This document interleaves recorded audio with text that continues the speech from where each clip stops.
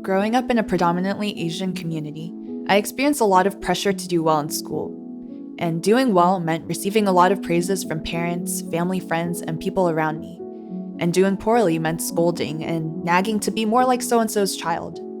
To me, all that mattered were grades because that was the only thing people seemed to care about.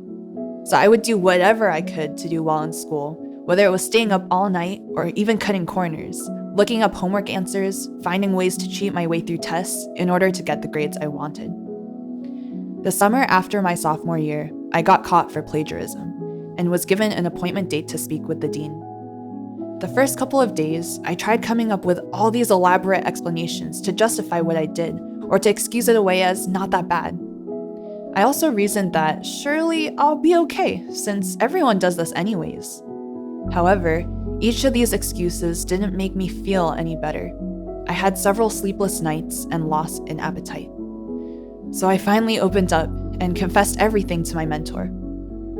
Instead of judging me, she explained how this isn't just an act of plagiarizing a homework problem, but rather what was in my heart, my view towards life and my view towards God.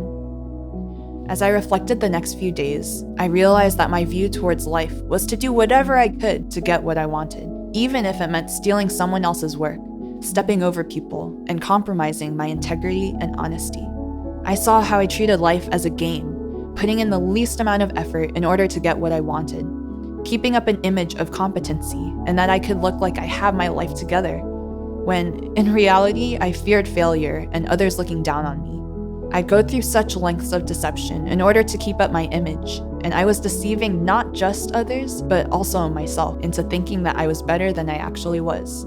I completely disregarded God because I was looking for significance in my image before others rather than Him.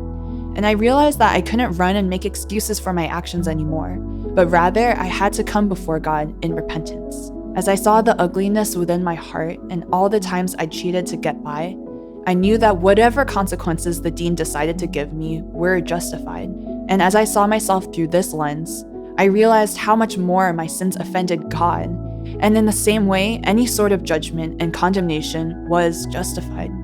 Eventually, when I talked with the dean, I was met with grace, even though I should have been suspended.